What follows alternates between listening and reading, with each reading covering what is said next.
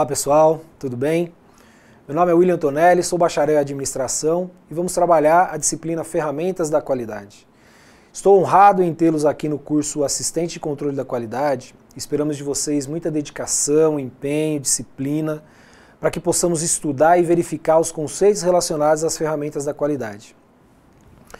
Iremos iniciar então a nossa quarta e última aula e, para tanto, iremos abordar os principais conceitos de algumas ferramentas da qualidade, que são o ciclo PDCA, depois o MASP, que é a metodologia de análise e solução de problema, e por fim a metodologia Seis Sigma.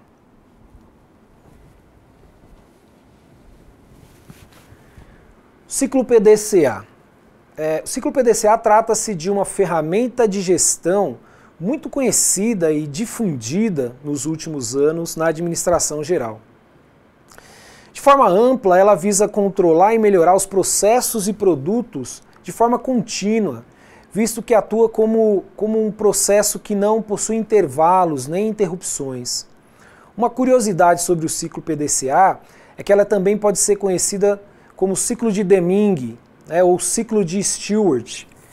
Isso ocorre porque em 1930, Walter Stewart apresentou um ciclo aplicável sobre a administração da qualidade. Esse era o PDCA.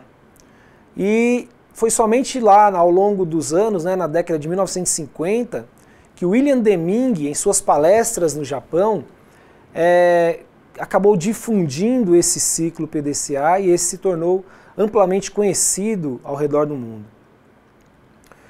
Como já expusemos acima, o PDCA tem por objetivo a melhoria contínua das etapas de um processo. Por isso ele se encontra vinculado aos fundamentos da filosofia chamada filosofia Kaizen, uma cultura japonesa referente à melhoria contínua dos processos, que é um dos pilares também da administração da qualidade contemporânea.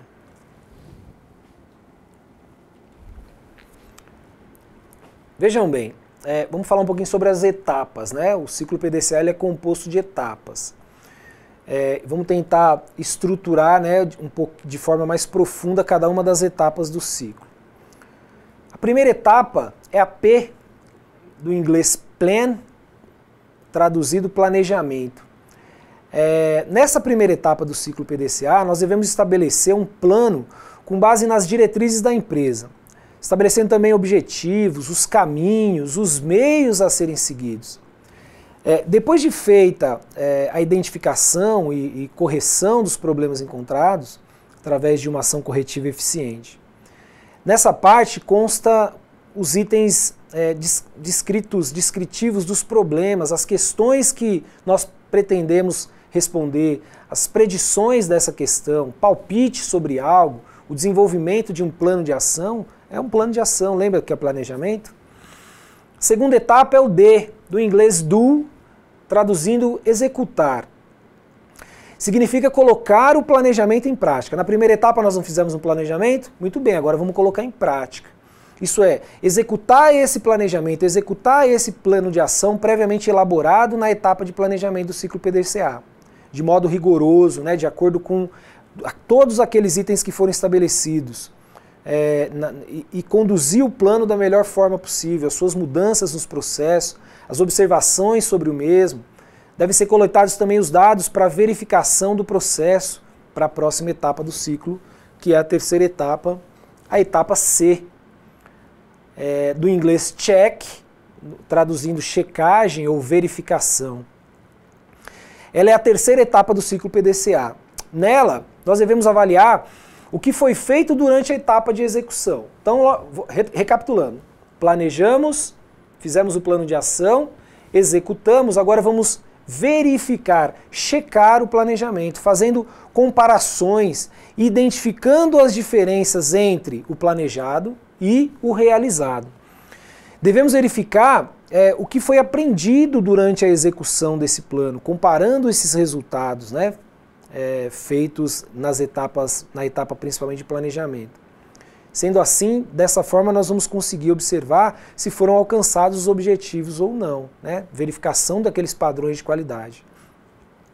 Na quarta e última etapa, na etapa A, do inglês act, traduzido ação, é a realização de todas as ações corretivas que visam a correção das falhas encontradas durante todo o processo. Após a correção ser realizada, normalmente deve-se repetir o ciclo. É nessa etapa que o ciclo se reinicia, dando continuidade a um processo que nós chamamos processo de melhoria contínua, que afirma que nada é tão bom que não pode ser alterado novamente, ou modificado, ou melhorado. Resumindo, cada vez que um problema é identificado e solucionado, o processo de trabalho pelo ciclo PDCA passa por um novo patamar de qualidade, uma vez que os problemas que antes afligiam o processo em questão passam a ser vistos como oportunidades de melhoria sobre os mesmos. Esse ciclo permite integrar as etapas de modo relativamente simples, já que a sua utilização pode acontecer em qualquer processo organizacional, qualquer atividade de trabalho, não necessariamente em processos produtivos ou em processos de negócio, mas em todos. Quando se trata exclusivamente de processo de negócio, o ciclo PDCA auxilia na integração dessas etapas, envolvendo gestores, colaboradores em geral, tornando essas pessoas responsáveis pela qualidade daquele processo ou daquele processo específico. Aliado ou atrelado ao PDCA, nós temos uma metodologia que também é considerada uma ferramenta da qualidade, que é o MASP, Metodologia de Análise de Solução de Problema. Nós percebemos que na busca pela competitividade que as empresas buscam a todos os dias, a gestão da qualidade é um fator hoje decisivo na sobrevivência dessas empresas. Todas as atividades relacionadas com a qualidade são amplas e consideradas essenciais para o sucesso estratégico.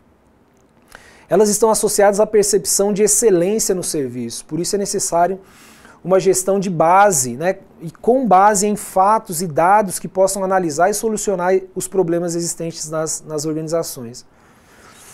Na verdade, a função do assistente de controle de qualidade ou do controle de qualidade específico é analisar, pesquisar e prevenir a ocorrência de problemas e defeitos. Dentro do universo da gestão da qualidade, uma das metodologias utilizadas para auxiliar os trabalhadores na identificação dos problemas é esse método, o MASP, Metodologia de Análise de Solução de Problema. Essa metodologia tem como foco a identificação dos problemas e, consequentemente, a elaboração de ações corretivas ou preventivas de forma a eliminar ou minimizar ou diminuir os problemas que foram detectados. Então, o MASP é um método gerencial utilizado tanto na manutenção quanto na melhoria dos padrões ou dos processos. Esse método é uma peça fundamental para o controle da qualidade e deve ser dominado profundamente por todas as pessoas que estão participando daquele processo. Esse método apresenta duas grandes vantagens. O primeiro, possibilita a solução do problema de maneira científica e efetiva, permitindo que cada pessoa da organização se capacite para resolver os problemas específicos que são de sua responsabilidade. Esse método é utilizado pelas organizações como uma abordagem de solução de problema, geralmente associados a resultados que desviam o padrão, aquele padrão de desempenho esperado pelas empresas, e aos quais se dá genericamente o nome de problema. O método para solucionar, essa metodologia, o método para a solução de problema, ele tem alguns passos. Primeiro passo, julgamento da situação. Abrange a identificação do problema. Então eu tenho um problema, vou identificar esse problema, coletar informações que possam ser importantes, levantar a relação de todas as soluções possíveis para esse problema, testar quais soluções podem ser aceitáveis ou não, a escolha da melhor solução. Segundo passo, preparar um plano. É preparado um plano de ação baseado na decisão que foi escolhida. Terceiro passo, elaborar as diretrizes. Transmitir esse plano de ação contendo todas as diretrizes, ou seja, as metas e os métodos que vamos utilizar.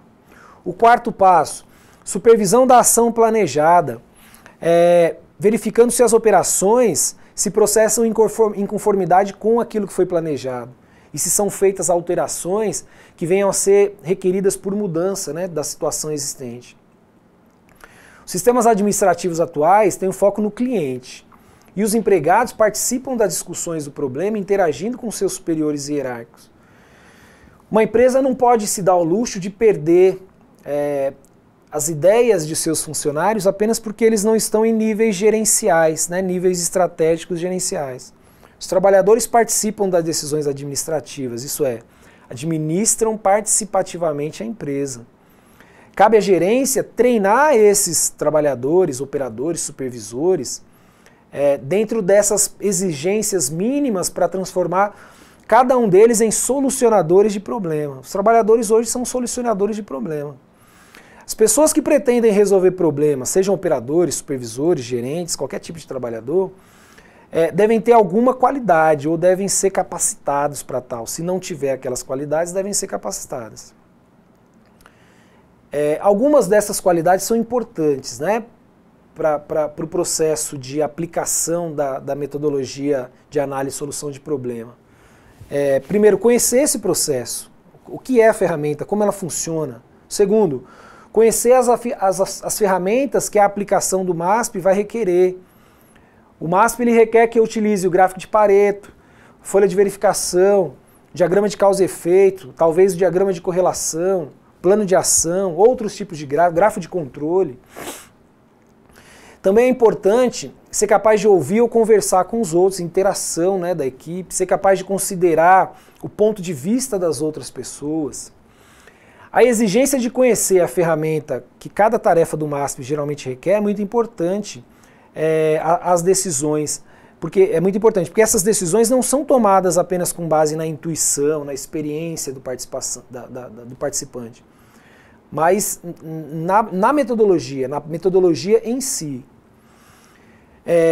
O MASP é um método usualmente adotado pelas organizações, como eu disse, que busca a qualidade de seus produtos e serviços, né, atingir os processos de excelência. A solução de um problema é melhorar o resultado eficiente para um nível razoável, para um nível aceitável. As causas do problema são investigadas sobre o ponto de vista de fatos. Lembra que nós já falamos disso? A relação causa e efeito é analisada nos seus mínimos detalhes. Decisões sem fundamentos, baseadas no que eu acho, né, nos achismos, né, em teorias, devem ser estritamente evitados, porque as tentativas de resolver problemas por tais decisões vão conduzir a direções erradas, incorrendo em falhas ou atraso nessa melhoria. Para evitar a repetição dos fatores da causa do problema, são planejadas e implantadas contramedidas, né, ou soluções para aquele problema. O método de solução de problema, o MASP, ele é composto por 8 processos, que eu vou falar para vocês. Primeiro, identificar o problema. Dentre os diversos problemas, selecionar o que é mais importante. Elaborar o histórico do problema, fazer o balanço das perdas e ganhos. Estabelecer metas. Quais as metas que eu quero alcançar? Importante também, outra etapa, nomear responsáveis pela execução. Quem são os responsáveis? Observar o problema, descobrir características daquele problema através de coleta de dados, descobrir características do problema através de observação no local, elaborar um cronograma, um orçamento para a conclusão do MASP. Um outro ponto, analisar o problema. Quais são as causas mais influentes desse problema? Quais são as hipóteses desse problema? Definir e justificar as causas mais prováveis, verificar e testar essas hipóteses.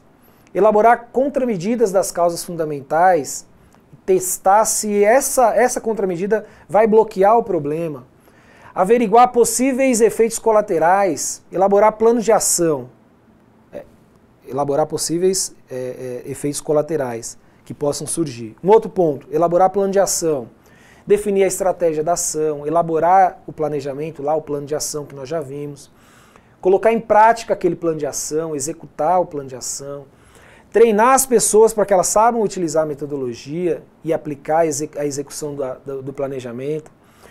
Realizar medidas para checar os resultados obtidos. Isso também é muito importante.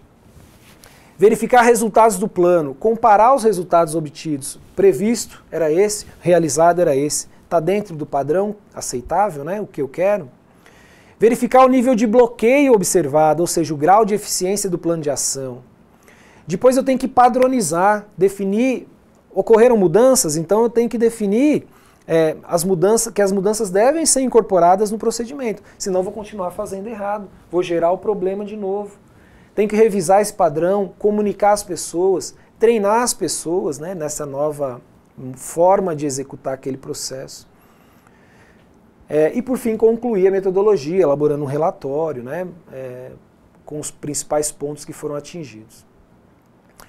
O importante é saber por que adotar então um problema, um método de resolução de problema, para não ficar naquilo que eu acho, que eu penso.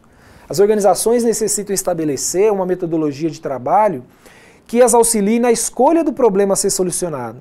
Essa metodologia deve ter como base, prioritariamente, a definição correta, principalmente da causa, e a escolha da melhor solução. Independente de qualquer norma ou de qualquer padronização, um método visa organizar a gestão dentro de uma organização, porque o seu objetivo é atender melhor os clientes, estabelecer um maior desempenho de produtividade, de qualidade, melhorar principalmente a competitividade da organização.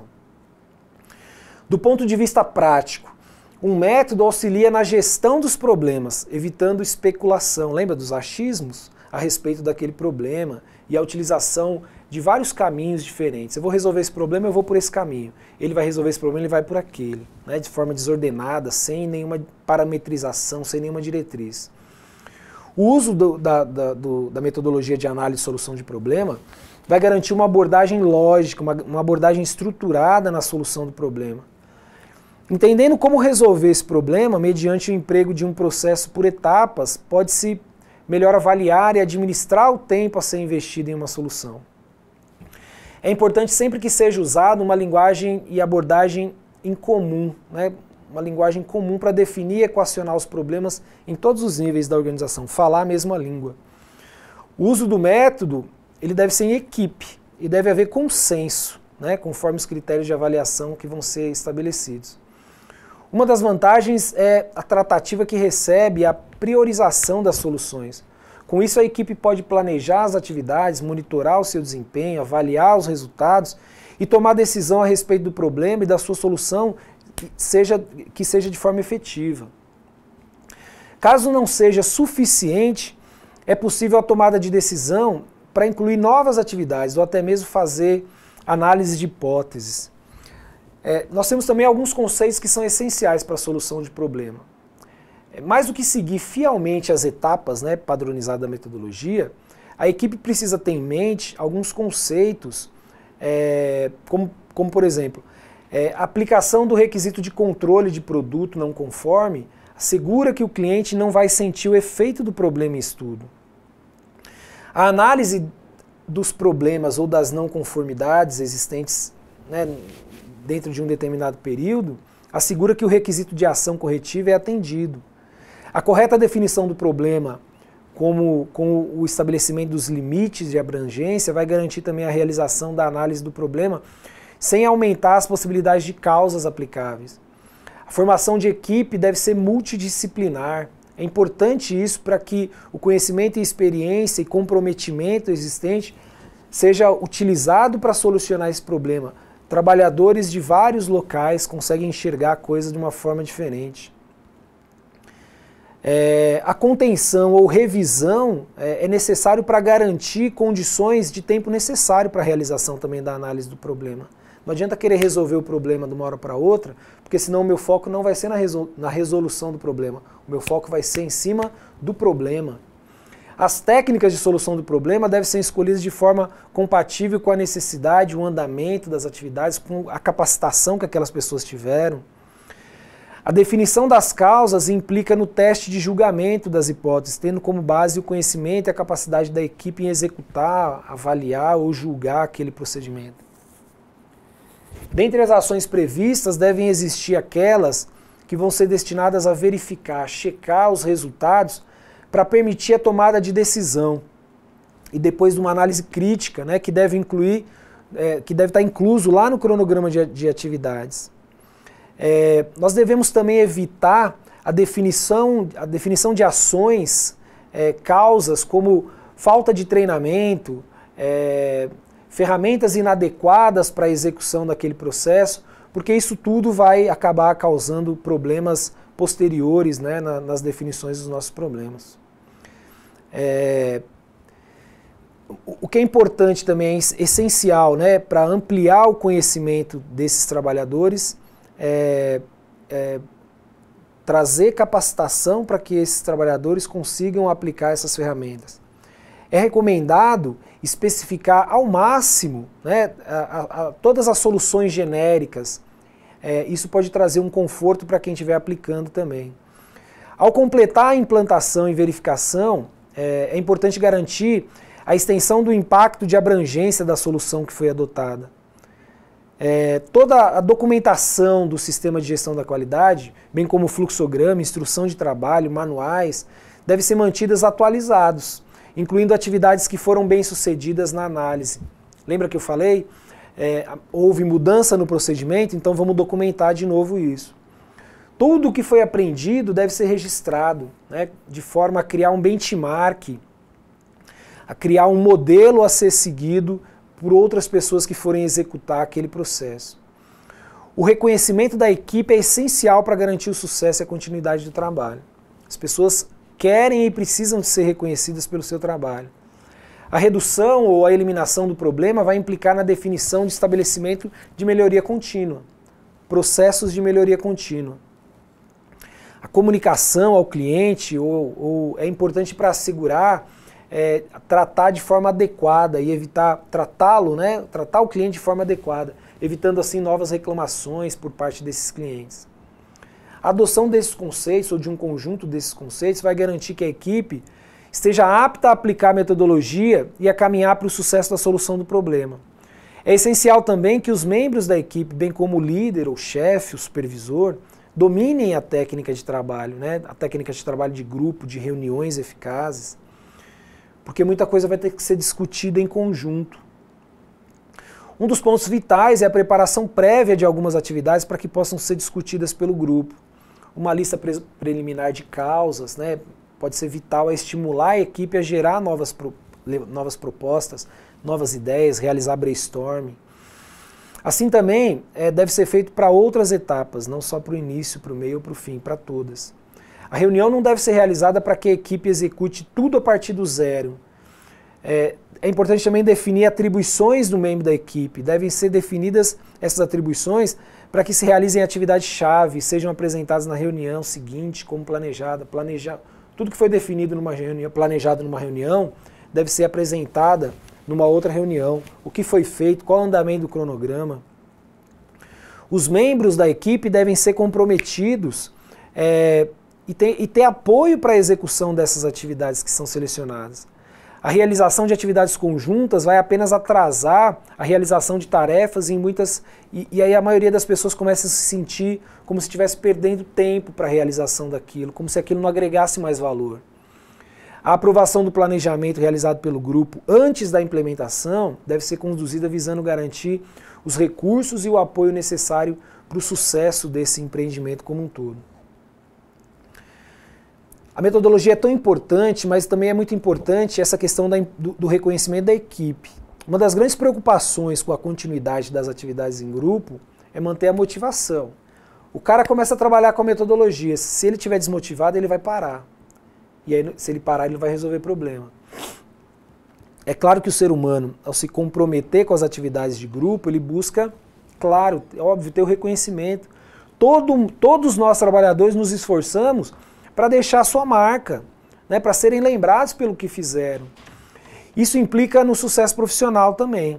Deixar que as capacidades individuais sejam demonstradas é importante para manter a equipe estimulada, motivada. No entanto, a conciliação de interesses, tanto de interesses com as atividades em grupo, vai alcançar maior importância e o resultado daquele trabalho vai ser mais efetivo. Vai ser obtido pelo grupo, né, que deve ser valorizado muito mais do que os resultados individuais. As pessoas que tiverem incumbido de realizar esse reconhecimento devem destacar as atividades coletivas e assegurar que o empenho individual também se torne importante. É preciso enfatizar que o trabalho da equipe pode ser alcançado pela experiência e força de um dos seus membros, mas a falha de um desses membros também pode implicar no fracasso de toda a equipe. A equipe pode e deve ser reconhecida pelos seus méritos, através de apresentações para a alta direção, para o dono da empresa, para os gestores, né, divulgação para todo mundo dentro da empresa, premiações, alocação de membros de equipe em atividades superiores, um agradecimento formal, né, por aquela pessoa ter participado daquele resultado. É sempre muito motivante, principalmente se essas pessoas, os membros da equipe, foram conduzidos a responsabilidades maiores, ganham uma promoção por ter feito um trabalho excelente. A forma de reconhecer deve ser uma estratégia de direção da organização e deve ter princípios claros e muito bem definidos. Pô, vou promover esse cara que fez um bom trabalho e aquele que fez um excelente trabalho eu não vou promover.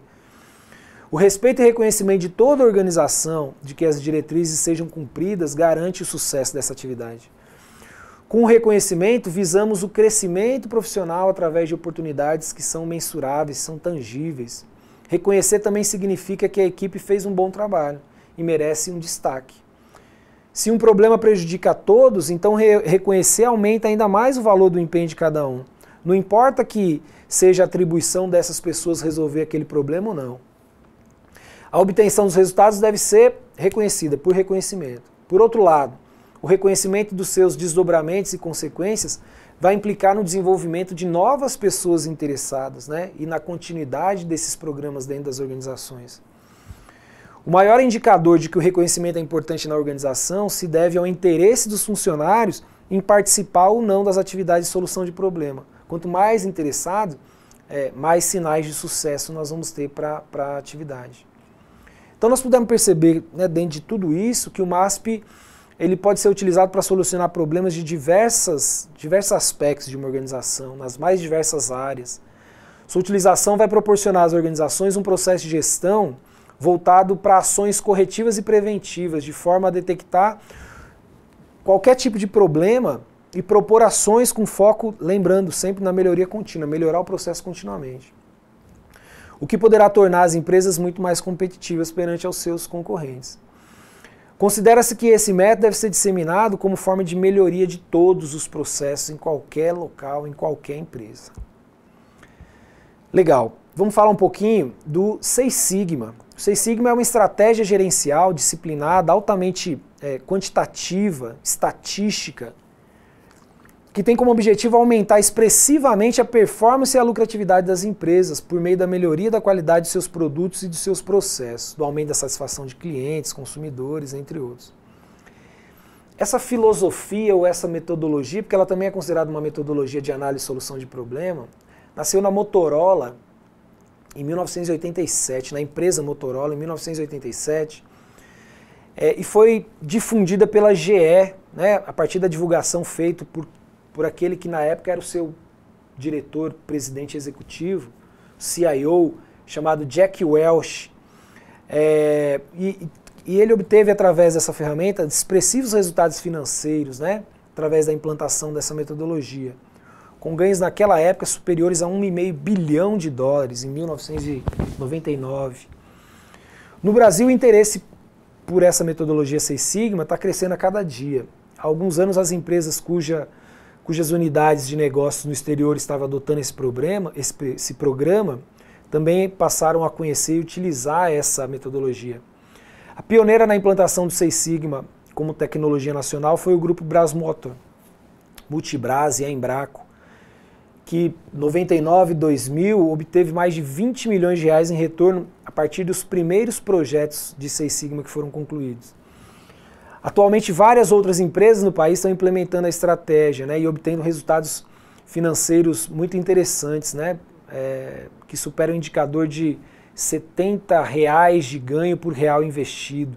Há vários projetos de Seis Sigma cujo retorno é da ordem de R$5 milhões anuais. O Lean Manufacturing, que por sua vez é uma iniciativa que busca eliminar desperdício também, que está atrelada ao Seis Sigma, empresa enxuta, ela visa eliminar desperdícios, ou seja, excluir aquilo que não tem valor para o cliente, imprimir velocidade à empresa. Ele pode ser aplicado em todo tipo de trabalho, né? Uma denominação mais apropriada também é Lean Operation ou Lean Enterprise. As origens desse Lean Manufacturing remontam também lá do sistema Toyota de produção, sistema atrelado ao Just in Time, né? E a sua base está atrelada à redução de desperdícios que são ligados ao Just in Time.